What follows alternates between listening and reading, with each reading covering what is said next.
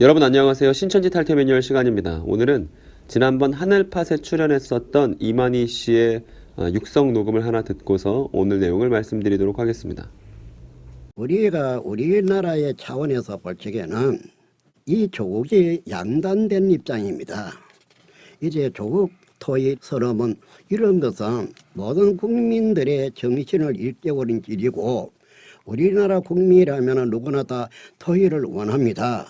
물론 그에 빚을 갖다 세운 것은 무조건 갖다 세운 거 아닙니다. 그 책임자에게 허가를 맡아가지고 분명히 이야기하고 그래 하라 하기 때문에 한 것입니다. 이것은 그 허락해준 그분들도 이 나라 국민이기 때문에 이 내용이 너무나 좋아서 이거 정부에서 돈을 줘가며 하라는 것도 아닙니다. 자기 도로 사람이 이렇게 하다 보니 그분도 감동해가지고 하라고 해가지고 하면은 틀림없습니다. 북한에 있는 사람이 본다 할지라도 그렇다 좋아라 할 것입니다. 이상 내용은 신천지 팟캐스트 하늘팟 11월 19일자 내용 중에 한 대목인데요. 여기서는 이만희 씨가 분명히 조국 통일 선언문이라는 비석 세울 때 허락을 받아서, 관계자의 허락을 받아서 비석을 세웠다라고 말하고 있습니다. 그런데 기사들을 검색해보면 이만희 씨의 이 발언은 사실이 아니라는 것을 쉽게 확인할 수가 있습니다. 거기 기사 내용에 보면 신천지가 위장봉사단체 만남을 앞세워 임진각의 조국통일선언문 비석을 무단 설치한 사실이 밝혀졌다. 절차를 무시하고 비석을 세운 문제로 한 차례 철거됐지만 또다시 무단으로 설치해 논란이 예상된다라고 되어 있습니다. 그 기사 또 아래에 보면 이런 대목이 있습니다. 신천지는 지난 2010년 임진각 무궁화동산에 조국통일선언문이라는 비석을 세웠다. 당시 토지의 소유주인 한국철도공사가, 그러니까 토지 소유주가 한국철도공사이기 때문에 허가를 한국철도공사에 맡아야 한다는 것이죠. 그런데 거기에 설치를 허락한 일이 없다는 사실이 드러났고 철도공사는 파주시청과 협의해 비석을 철거했다라고 되어 있습니다. 그리고 이뿐만 아니라 이 조국통일선언문이라는 비석뿐만 아니라 여기 보면 국민일보 기사인데요. 신천지 불법인 줄 알면서도 민통선까지 들어가 무단으로 비석 알받기라는 기사가 있습니다. 이런 비석들을 신천지가 무단으로 세우는 이유에 대해서 곰곰이 생각해 본다면 관계자들의 허락을 받지 않고도 이런 비석을 세우고 사진을 찍고 그 앞에서 행사를 하는 그 저희를 우리가 한번 고민해 본다면 이것은 내부자들을 단속하기 위한, 신천지가 지금 통일과 세계평화를 위해서 열심히 하고 있다는 것을 내부자에게 보여주기 위한 장치이지 합법적인 활동이라고 볼 수는 없다는 것이 기사들을 통해서 아주 자명하게 드러나는 사실입니다. 그러면 오늘 신천지 탈퇴 매뉴얼 본격적인 내용을 말씀드리도록 하겠습니다. 오늘 주제는 마태복음 24장에 대해 함께 이야기해 봅시다 라고 잡았습니다. 제가 지난번에 마태복음 24장에 대해서 영상을 올려놓았는데 많은 분들이 의견을 주셨습니다. 저는 이렇게 생각합니다. 어떤 특정 해석만 맞고 그 해석만 주장해야만 하고 이런 생각하지 않고 우리는 어쨌든 성경 해석에 대해서 다양한 의견들을 내놓을 수 있고 또 거기에 대해서 함께 대화하고 고민할 수 있어야 한다고 생각합니다. 그것이 성숙한 신앙인이겠죠. 그래서 여러분들이 제가 마태복음 24장을 읽어내는 방식들을 한번 보시고 그 방식이 개연성이 있는지 타당한지 검토해 주시고 또 의견을 자유롭게 주셨으면 좋겠습니다. 성경이 뭘 말하고 있는지에 집중하고 근거들을 확인하는 시간이 되었으면 좋겠습니다. 제가 지난번에 말씀드린 내용의 골자는 이것입니다. 그러니까 마태복음 24장은 주재림의 예언이 아니라 예루살렘의 끝, 즉 예루살렘의 패망과 그 패망 직전에 교회가 출범하는 일에 대해서 예수님께서 말씀하신 것이라는 게 제 내용의 골자였죠. 그러니까 주재림의 예언이 아니라 이미 2000년 전 일어났었던 급박한 사건들, 실제 제자들에게 닥쳤던 급박한 사건들에 대한 기록이 마태복음 24장이라는 것입니다. 그러면 이렇게 읽었을 때 마태복음 24장의 그 이후 내용을 어떻게 또 읽어낼 수 있는지를 또 하나씩 확인해 보도록 하겠습니다. 그 24장 32절부터 51절까지를 이제 오늘 볼 텐데 그 뒤에 내용 보면 이렇게 되어 있습니다. 무화과 나무 비유를 배우라. 그 가지가 연하여지고 잎사귀를 내면 여름이 가까운 줄 아나니 이와 같이 너희도 이 모든 일을 보거든 인자가 가까이 곧 문 앞에 이른 줄 알라. 내가 진실로 너에게 말하노니 이 세대가 지나가기 전에 이 일이 다 이루리라. 천지는 없어지겠으나 내 말은 없어지지 아니하리라 라는 말씀이 이어집니다. 흔히 재림에 대해서 이야기하는 것으로 많이 이해됩니다만 다음과 같이 읽어보는 건 여러분 어떨까요? 먼저는 무화과 나무 비유부터 살펴봐야 할 것 같습니다. 그 비유를 보니까 그 무화과 나무의 가지가 연하고 잎사귀를 내면 여름이 가까웠다는 걸 알 수 있다는 것이죠. 이 무화과 나무가 나뭇가지가 연하고 잎사귀를 내면 여름이 가까웠다는 이 사실을 가지고 예수님께서 지금 뭔가를 말씀하고자 하시는 것입니다.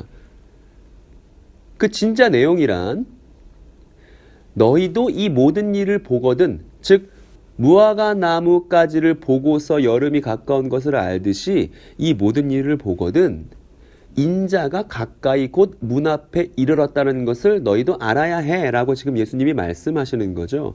여기서 핵심은 무엇이냐 하면 이 모든 일이 무엇인가에 해당하는 것입니다. 그러면 한번 생각해 보시기 바랍니다. 여기 예수님이 너희도 이 모든 일을 보거든 이라고 말씀하셨을 때 이 너희는 누구일까요? 이 너희가 직접적으로 우리를 가리키는 것일까요? 여기서 너희라고 하는 건 지금 감람산에서 예수님께 이야기를 듣고 있는 당시 예수님의 제자들을 가리키는 대명사가 여기 나오는 너희인 것이죠. 그리고 예수님이 이렇게까지 말씀하셨습니다. 내가 진실로 너에게 말하노니 이 세대가 지나가기 전에 이 일이 다 이루리라 라고 말씀하셨습니다. 그러니까 예수님께서 이 마태복음 24장에 말씀하신 내용들은 이 세대, 즉 제자들의 시대가 다 지나기 전에 이 제자들과 동시대를 살고 있던 사람들이 지나가기 전에 다 이루어지는 일이 예수님께서 말씀하신 이 일인 것이죠. 그러니까 여기서 나오는 예수님께서 말씀하신 사건들은 우리가 사는 시대로 소급되지 않고 당시 제자들의 시대에 국한된 일이라는 것입니다. 저는 이것이 아주 자연스러운 읽기라고 생각이 됩니다. 그래서 이 모든 일은 당시 제자들의 때에 또 한 세대가 지나가기 전에, 당시 제자들의 세대가 지나가기 전에 다 이루어져야 하는 급박한 일을 가리키고 있습니다. 그 뒤 내용을 보면 그러나 그날과 그때는 아무도 모르나니 하늘의 천사들도 아들도 모르고 오직 아버지만 아시느니라 라고 되어 있습니다. 흔히 이 구절을 보고 재림에 대한 구절로 이해합니다만 여기서 말하는 그날과 그때가 정말 재림을 의미할까요? 지금 예수님께 당면한 과제가 재림일까요? 그 뒤의 내용을 보시기 바랍니다. 노아의 때와 같이 인자의 임함도 그러하리라. 홍수 전에 노아가 방주에 들어가던 날까지 사람들이 먹고 마시고 장가들고 시집가고 있으면서 홍수가 나서 저희를 다 멸하기까지 깨닫지 못하였으니 인자의 임함도 이와 같으리라 라고 되어 있습니다. 여기서 관건이 되는 것은 이 인자의 임함이라는 표현을 우리가 어떻게 이해하는가에 달려있다고 생각합니다. 그리고 이 지금 내용은 일상적인 날들 속에서 이 인자의 임함이 벌어진다는 것이죠. 마치 노아의 방주 때도 일상이 지속되는 가운데 홍수 심판이 닥쳤듯이 일상이 영위되는 가운데 인자의 임함이라는 아주 중요한 사건이 벌어진다는 내용이 지금 우리가 읽었었던 본문의 내용입니다.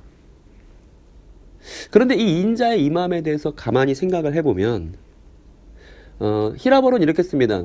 그래서 해 파루시아 투 히우투 안트로프라고 이제 읽을 수 있는데 인자의 파루시아, 이 파루시아가 어떤 개념인지 아는 것이 대단히 중요하죠. 제가 예전에 달달 말씀이라는 시리즈에서도 한번 다룬 적이 있습니다만 여기서 말하는 이 인자의 임함은 재림으로만 읽을 수 있는 게 아니라 인자의 왕위 대관식으로 읽을 수 있는 단어가 저 임함, 파루시아인데 임함으로 번역된 저 단어는 인자의 왕위 대관식으로 읽을 수 있는 것입니다.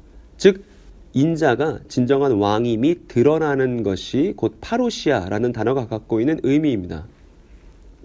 그래서 여기에 대한 근거는 다니엘서 7장 13절과 14절에 찾아볼 수 있습니다. 여기 보면 인자가 등장하는데요. 이 다니엘의 환상 속에서 이 인자는 하늘 구름을 타고 가서 옛적부터 항상 계신 하나님께 나아갑니다.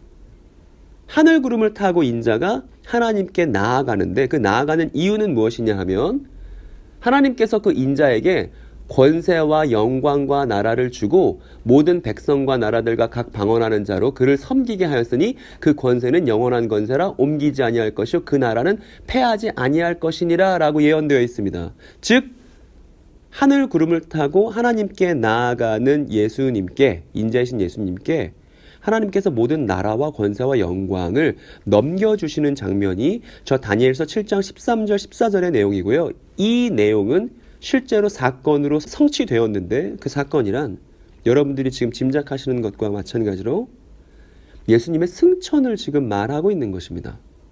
그러니까 인자의 임함은 예수님의 승천 사건으로도 이해할 수 있는 것이죠. 그리고 그 승천 사건은 하늘에 오르신 왕이 대관식을 치르신 인자의 통치가 모든 세계에 출범한 것이 이 승천이 갖고 있는 중요한 의미입니다. 그 뒤에 보면 그때에 두 사람이 밭에 있음에 하나는 데려감을 당하고 하나는 버려둠을 당할 것이요 두 여자가 매를 갈고 있음에 하나는 데려감을 당하고 하나는 버려둠을 당할 것이라 이렇게 써 있습니다. 즉 두 여자가 일상을 영위하고 있죠. 밭을 갈고 있고 또 맷돌을 돌리고 있습니다. 근데 일상을 영위하는 과정 중에 충격적인 일이 발생합니다. 어떤 일이 발생하냐 하면 데려감과 버려둠의 사건이 발생하죠. 여기서 이 데려감이라는 것은 로마 제국이 이스라엘을 침공하고 그리고 그렇게 쳐들어왔었던 로마 제국 사람들이 로마의 군병들이 이스라엘 사람들을 포로로 끌고 가는 사건으로 이해할 수 있습니다. 그래서 일상적인 날들 속에서 이방 제국의 침략에 의한 예루살렘 멸망에 대해서 지금 예수님께서 경고하시는 것이죠. 일상이 계속 영위될 것입니다. 그런데 그 일상이 영위되는 아무렇지도 않은 날 속에서 인자의 임함이라는 승천 사건이 벌어질 것이고 또 예루살렘도 멸망하는 파국을 맞게 될 것이라는 것이 지금 우리가 읽고 있는 본문의 내용인 것입니다. 이어지는 본문이 이렇습니다. 그러므로 깨어있으라. 어느 날에 너희 주가 임할는지 너희가 알지 못함이니라. 너희도 아는 바니 만일 집주인이 도적이 어느 경점에 올 줄 알았다면 깨어있어 그 집을 뚫지 못하게 하였으리라 라는 본문이 이어집니다. 여기서 도둑이 나왔다고 해서 이 도둑이 이 본문을 재림으로 읽게끔 만드는 장치가 될까요? 여기 보면 너희 주가 임할는지는 곧 인자의 임함이고 이것을 예수의 승천 사건이라고 한번 읽어봅시다. 여기 도둑이 있습니다. 근데 도둑이 오는 줄 알았다면 당연히 어떻게 해야 하냐면 깨어 있어야 합니다. 그리고 예수님께서 이렇게 도둑에 관련된 얘기를 하시는 것은 이 일이 오는 줄 알았다면 즉 메시아 예수의 승천과 이 승천이라는 위대한 사건이 이루어질 때 또 예루살렘이 패망하는 충격적인 사건이 일어나는 것을 너희가 지금 나를 통해서 예수님을 통해서 들어서 안다면 마치 도둑이 오는 걸 아는 사람처럼 깨어 있으라는 것이죠. 그러니까 도둑이 나왔다고 해서 꼭 재림인 것이 아니라 이 도둑은 어떤 사건이 올 것인데 그 사건 앞에서 깨어 있으라는 내용으로 우리가 이해할 수 있는 것입니다. 그리고 지금 예수님께서 제자들에게 신신당부하시는 것은 승천과 예루살렘의 패망이 곧 임박했으니까 이 어려운 시절에 너희들이 깨어 있어야 해. 사건을 분별해야 해. 라고 말씀하시는 것이죠. 이러므로 너희도 예비하고 있으라. 생각지 않은 때에 인자가 오리라 라는 구절이 이어집니다. 이러므로 너희도 예비하고 있으라 라고 할 때 여기서 너희는 당시 감람산에서 예수님의 말씀을 듣고 있는 제자들인 것입니다. 즉 그 제자들이 깨어 있어야 하는 것이죠. 여기서 한 가지 걸리는 것은 여기 인자가 오리라 라는 표현입니다. 이 인자가 오리라는 표현을 보고서 아 이거 재림이겠구나 라고 많은 분들이 생각하시는 줄 압니다. 그런데 여기서 사용되는 단어는 에르코마이라는 히라보를 쓰고 있고요. 이 에르코마이라는 히라보는 오다라고 번역할 수도 있지만 가다라고 번역해도 아무 지장이 없습니다. 게다가 이 본문에서의 에르코마이는 시제가 현재 시제로 사용되고 있습니다. 그러니까 올 것이다가 아니라 온다. 그리고 온다뿐만 아니라 간다라고 번역해도 아무런 문제가 없는 단어인 것이죠. 그러니까 이 단어는 인자가 간다. 곧 승천을 의미한다고도 볼 수 있습니다.